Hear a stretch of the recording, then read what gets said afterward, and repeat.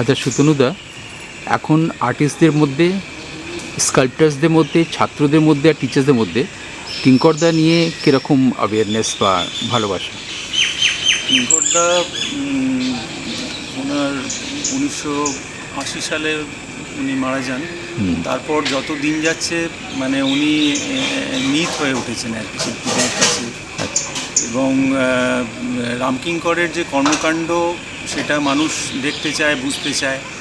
এটা উত্তরোত্তর আরও বাড়ছে। কিন্তু কিঙ্করদার কাজের যে স্টাইল সেটাকে ততটা ইনফ্লুয়েন্সড হতে পারেনি, বা যে ইউরোপিয়ান কনস্ট্রাকটিভিজম বা বুরদেলের যে হালকা প্রভাব ছিল রামকিঙ্করের কাজে বা পিকাসো, সেগুলো সব মিলেমিশে গেছিলো যদিও, কিন্তু সেই কনস্ট্রাকশনের উপর যে ঝোঁক সেরকম 2-4জন আর্টিস্ট হয়তো করছেন, কিন্তু ওনার কাজকে সেভাবে আত্মগত করতে সেইভাবে আমি দেখছি না। কিন্তু ওনাকে নিয়ে ওনার জীবনচর্যার ওপরে কিন্তু মানুষ বেশি এমফেসাইজ করছে। Thank you.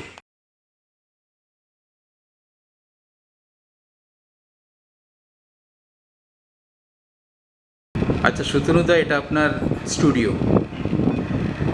আচ্ছা, তো আপনার মনেতে কিঙ্করদার যে শিল্প বৈশিষ্ট্য সেটা কি? রামকিঙ্করের শিল্প বৈশিষ্ট্য বলতে প্রাচ্য এবং পাশ্চাত্য মিলেমিশে সেখানে ধরা দিয়েছিল। উনি প্রথম আমার মনে হয় যে এমন একজন শিল্পী যেখানে ভাস্কর্যের গতিময়তা যাকে বলে, তো সেইটা উনি প্রথম করতে পেরেছিলেন। এবং কনস্ট্রাকশনের উপরে যে এমফেসাইজ সেটা কিন্তু রামকিঙ্করই আমাদের দেশে অন্তত উনি প্রথম করেন। এবং ইউরোপে কনস্ট্রাকটিভিজম শুরু হওয়ার একটু আগে উনি স্পিড নামক একটা ওই রীতির স্কাল্পচার করে ফেলেছেন। তো ওয়েস্টার্ন ইনফ্লুয়েন্স মানেটা কি? সেখানে কিছুটা কিউবিজমের প্রভাব এসেছিল, সুরিয়ালিজমের একটু প্রভাব, কিন্তু রামকিঙ্কর ওইভাবে কিউবিজম করতেন না। রামকিঙ্কর বলতেন একটা পাথরকে যখন কাটছি তখন সেটাকে আমি যদি ব্লকে কেটে ছেড়ে দিই সেটাই তো কিউবিজম কথাটা পরে এসছে। আসলে তো আমরা অনেকদিন থেকেই এগুলো করছি। তো উনি এসব নিয়ে অ্যাওয়্যার ছিলেন, কিউবিজম, সারিডিজম? ভীষণই আছে। তো এখানে কি ওনার সময়তে পড়াশোনা, চর্চা, অ্যাওয়ারনেস ছিল এসব? হ্যাঁ, সে আমাদের লাইব্রেরি ছিল খুব ভালো। বরং লাইব্রেরি থেকে উনি নিয়মিত সেখানে স্টাডি করতেন এবং বলতেন যে বিদেশ যাওয়ার দরকার কি, আমি তো এখানে বসেই সব পেয়ে যাচ্ছি। তো সব ভাষা তো পড়িতে, ইংরেজি? হ্যাঁ, ইংলিশ উনি বিশেষ করে রবীন্দ্রনাথ ওনাকে বলেছিলেন যে ইংলিশটা পড়তে হবে। উনি তখন শেক্সপিয়ার থেকে শুরু করে সব কিছুই পড়েছিলেন। আচ্ছা, আপনি এখানে কবে থেকে আছেন? আমি 2001 থেকে শিক্ষক হিসেবে আছি। আর আপনার জন্ম এখানেই হয়েছে? আমার জন্ম বোলপুরে। বোলপুরে। আর আপনার স্কাল্পচার ফরমেশন, ভাস্কর্যতে আপনার শিল্প বৈশিষ্ট্য কী? আমার শিল্পে অনেকটাই রামকিঙ্করের অনেক ইনফ্লুয়েন্স আমার কাজের মধ্যে আছে, প্রত্যক্ষ বা পরোক্ষভাবে। তাছাড়া আমারও এই দেশি বিদেশি শিল্পকর্মের যে ধারা সেখান থেকে কিছু কিছু রেফারেন্স আমার কাজে চলে আসে।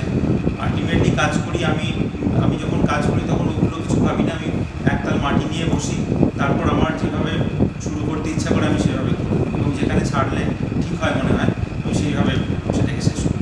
আগে থেকে খুব বেশি আইডিয়া মাথায় রেখে আমি কাজ করতে অভ্যস্ত। ওই সময় ইম্প্রোভাইজ হয়। হ্যাঁ। তো স্কাল্পচার হোক বা আর্ট নিয়ে যত ইনস্টিটিউশনস আছে, একাডেমিক ইনস্টিটিউশনস, অনেক স্টুডেন্টস আছে, টিচার্স আছে, তো অতটাই জরুরি না প্রতিভাটা না হলে হবে না? প্রতিভার প্রয়োজন আছে ঠিকই, কিন্তু চর্চার প্রয়োজনও ভীষণ। মানে নিয়মিত চর্চা এবং ছাত্রদের মধ্যে থেকে চর্চা, ডেইলি কাজ করা, এটা একজন শিক্ষকের দরকার। একজন শিক্ষক যদি কাজের মধ্যে না থাকেন তাহলে তিনি আমার মনে হয় কিছু দিতে পারেন। ওটাই রিফ্লেক্ট করে বাচ্চাদের মধ্যে। হ্যাঁ, বাচ্চাদের একটা কন্ডিশন তৈরি। এখানে একটা পোর্ট্রেট করছি, আরও 10টা ছাত্র ওদিকে পোর্ট্রেট করছে। আমি যখন একটা অন্য ধরনের কিছু কাজ করছি তারা এসে দেখছে, তারাও স্টাডি করছে, সেটাকে জানার চেষ্টা করছে।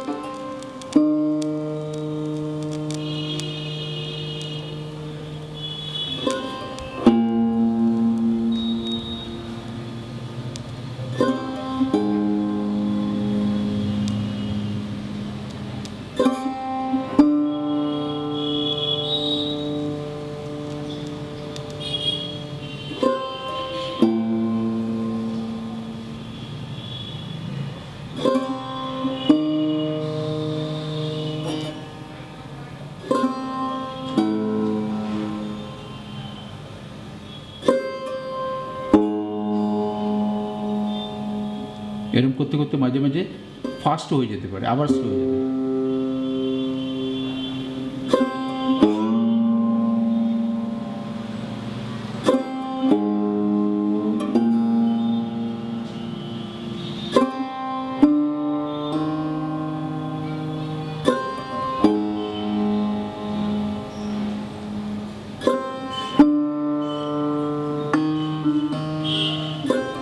মাঝে মাঝে 2-3টি স্ট্রিং একসাথে হয়ে যেতে পারে, অন্য দিকে চলে যেতে পারে।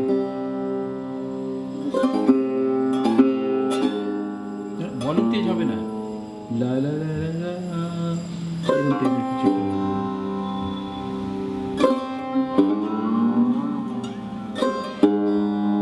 ওটা তো একবারই নয়, ওর মধ্যেই হতে পারে, একটা দুটো পাঁচটা, একটা এরম মাঝে মাঝে, এখন একটা দুটো, আবার একটা, তিনটে চারটে, এরকম।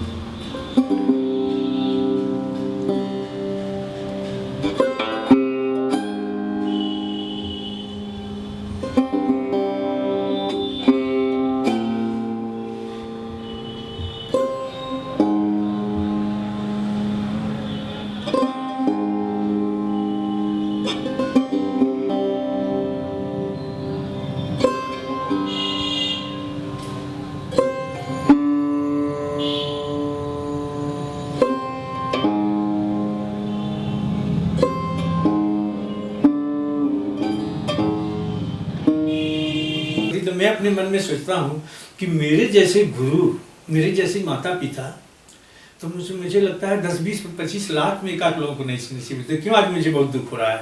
मैं सोचता था और शायद पिताजी तो नहीं होंगे, पूछूंगा उनके पिताजी को। मैं बहुत बार सोचता था जाऊंगा लिए, लेकिन गौतम जी कभी हिंट नहीं करते थे कि आप घर कभी आइए, और मैं इस संकोच में कह नहीं पाता था। मैं सोचता था उनके माता पिता को एक बार जाके मैं प्रणाम करने जाऊंगा। नहीं, वो हमसे चूक हुई। हाँ नहीं, मुझे ये दुख होता है कि गौतम जी तो बाद की जनरेशन है, गौतम जी में जो चीज आया वो कहाँ से आया है। तो मूल चीज को पकड़ना चाहिए है कि जो संस्कार है, तुम सोचते हैं कि उन्हीं की देन है कि वो पूरी दुनिया घूम रहे हैं, है कि नहीं, और सारा पूरे कॉन्फिडेंस के साथ लेक्चर दे रहे हैं। तो कला और कला से जुड़े लोग आपके जीवन में सौभाग्य हैं। सौभाग्य। तो इन सौभाग्य में से एक और ये भी है कि आपका शांति निकेतन में किंकर दास से मिलना हुआ, राम किंकर बैच, वो थोड़ा बताइए कि वो कौन सा समय था। किंकर के बारे में मैं सोचता हूँ, वो आदमी ही अलग थे। ये कोई बेच करके पेंटिंग स्कल्पचर ये सोचे कि मेरे पास 100-200 करोड़ रुपया आ गया, किंकर दा नहीं हो सकता है। क्यों? क्योंकि किंकर दा का तो लगता था वो पैसे के लिए पैदा ही नहीं हुए हैं। वो जो आप उनको था ना कि जो संथाल फैमिली बनाए ना, सुजाता बनाए ना, वो हमको उसी समय देखकर 78 में लगा था ये बनाने से नहीं बनाया है, बनाने से नहीं बना है। उनके बस मन में आया कि बुद्ध का शिष्य जो सुजाता जो है घर त्याग दिया था उनको खीर खिलाने के बहाने, है कि नहीं, कि यही जीवन अच्छा है, यही सत्य है, इसी का मार्ग अच्छा है। और वो फट से पकड़ा, न रियलिस्टिक देखा, न ग्रामर देखा, न एनाटॉमी देखा, और खड़ा कर दिया। और खड़ा ऐसे कर दिया कि यूकलिप्टस के पेड़ के नीचे ऐसे देख करके लग रहा है इन्फेनाइट में, आकाश में ऐसे लंबा जा रहा है। लोग बताते हैं। तो पहले उन्होंने ये ब्रॉन्ज में शिल्प बनाया था, पेंटिंग है ना, स्कल्पचर बनाया। जब वो बनाया स्कल्पचर ने, तो जिस समय वो बनाया उन सुजाता ने, तो नंदलाल बोस थे उस समय जी। तो नंदलाल बोस को उन्होंने कहा कि मास्टर बोस साहब हमारा मन गया है, देखने चलिए जी। तो जब गए देखने के लिए एक दिन, उनका बस बस बस छोड़ दो, एकदम इन्फिनाइट आकाश पकड़ रहा है, जैसे वो एकदम सीधे अनंत मार्ग में चले गए।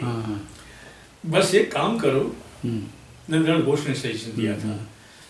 देखिए गुरु कैसे थे, हिमालय जैसे, उन्होंने कहा इसी के बगल में एक यूकलिप्टस का पेड़ लगा दो, वो भी ऐसे ही जाएगा। और यूकलिप्टस का पेड़ हम जब गए थे तब इतना मोटा था, अभी है कि नहीं है उसी समय उसी स्टैचू के पास में एक बड़ा सा यूकलिप्टस का पेड़ सफेद सिल्वर की तरह उसके ऊपर परत पड़ा हुआ था, बड़ा सा पेड़ था यूकलिप्टस का सुजाता के पास। वो कहते हैं कि वो जिसमें वो को लोग कहते हैं जिसमें तुम देखे थे वो नंदलाल घोष ने सजेस्ट किया था कि यहाँ लगा दो। हाँ, वहाँ पेड़ एक अभी भी है, अभी होगा तो उसको हालांकि घेर दिया गया सुजाता स्कल्पचर को, और बहुत पतली सी लंबी सी महिला। आज जो लोग आर्डर देके मूर्ति बना रहे हैं या जो भी चीज स्वतंत्रता संग्राम जो बना रहे हैं, तो जो संथाल फैमिली बनाया है वो पागल जैसे पकड़ा है उन्होंने, एकदम उनके दिमाग में आ गया है कि इसको ऐसे पकड़ना है, वैसे ही मिट्टी लगाते गए, वैसे ही कंक्रीट लगाते गए, वैसे ही पकड़ते गए और वो खड़ा कर दिया। ये आज के लोगों की तरह नहीं है कि ग्रामर की तरह कितना इंची है, कितना सेंटीमीटर है, कितने फीट का है, कितना हाइट है, मेजरमेंट करके नहीं बनाया उन्होंने जी। शायद मेजरमेंट करके बनाते तो इतना अच्छा नहीं बनता। मुझे बताते हैं कि लोग वो जो जिस पदार्थ से बनाया उसको दूर से फेंकते थे, फेंकते थे। और दूसरी चीज थी किंकरदा के बारे में लोग कहते हैं, पता नहीं क्या सत्य है, लोग कहते हैं कि जिस समय उन्होंने संथाल बनाया था, कहते थे इतना पैसा नहीं था शांति निकेतन में उस समय, कि कहते हैं उसका शायद आर्मेचर जो है बांस का था जी, मैंने लोहा भी नहीं नसीब होता था कि दे पाए लोग। बाद में दिया वो नहीं कर सकते हैं, लेकिन सुनने में आता था कि स्टार्टिंग में शायद वो छड़ का भी लिए भी पैसा नहीं होता था, तो कहते थे सही आर्मेचर बासा से बना के कर देंगे। वो अलग आदमी थे। उनके जितने भी काम हैं पूरे विश्व भारती में सब जगह अलग अलग रखे हुए लोग जाते हैं, देखने जाते हैं। जब हमारे शो को उद्घाटन किए थे एक बहुत अच्छी चीज बोले जी, हमारा वो सब जो पेड़ और जंगल वो सब देख के स्मोक वगैरह ना, हाँ। बड़ा खुश हुए। तो उन्होंने प्रणव बंधु का विकास धर को बोला, जो एक लड़का था PhD डिप्लोमा कर रहे थे, तो उनको बोला तुम इसका सब्जेक्ट वही है, वो जो शांति निकेतन में से निकेतन तरफ नदी नहीं है, खोई है जी, खोई नदी, उधर शाम को लेके जाना, उसका ये सब्जेक्ट उधर वो भी वही करते थे। किंकरदा भी ज्यादा खोई नदी के आसपास ही अपना ड्राइंग करते रहते, कुछ काम करते रहते, तो हम उधर गए। हाँ, तो अब मैं सोचता हूँ कि एक बार और मुझे एक बार ड्राइंग का हुआ था, एक बार पेंटिंग का, कभी शांति निकेतन में मैं शो करूँगा। और तो आप जब गए थे आपके एग्जीबिशन के लिए वायद किंकरदा, नंदलाल बोस जी तो तब नहीं रहे होंगे? नहीं गुजर। और KG सुब्रमण्यम? KG सुब्रमण्यम थे, बड़ौदा में थे। अच्छा। सुब्रमण्यम साहब कभी बड़ौदा होते थे और कभी शांति निकेतन होते जी। और देखिए ना, राम किंकर बैस को तो सुनने में आया कि कभी उनको बड़ौदा में बुलाया था, ऑफर किया था वाइस चांसलर ने उनको रीडर की जगह में, तो उन्होंने बोला हम तो नहीं जाएंगे और ये शंकु चौधरी को ले जाओ जी। तो वही शंकु चौधरी गए और बेंद्रे साहब थे ही वहाँ सेकेंड प्रिंसिपल।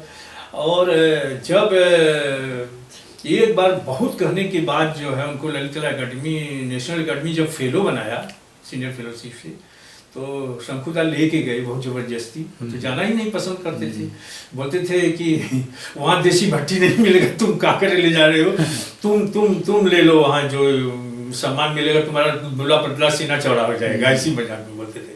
लेकिन गए उनको बड़ा रिक्वेस्ट करने के बाद।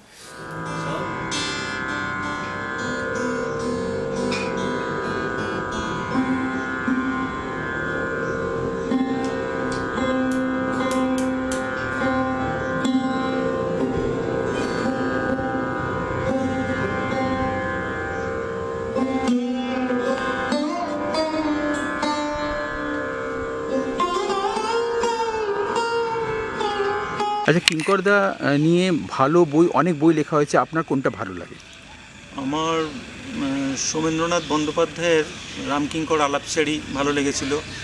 প্রথম বই আমি দেখেছিলাম রামকিঙ্করকে নিয়ে প্রকাশ দাসের রামকিঙ্কর, সেটা একটা সংকলন, বিভিন্ন শিল্পীরা সেখানে লিখেছিলেন, এমনকি সত্যজিৎ রায় পর্যন্ত।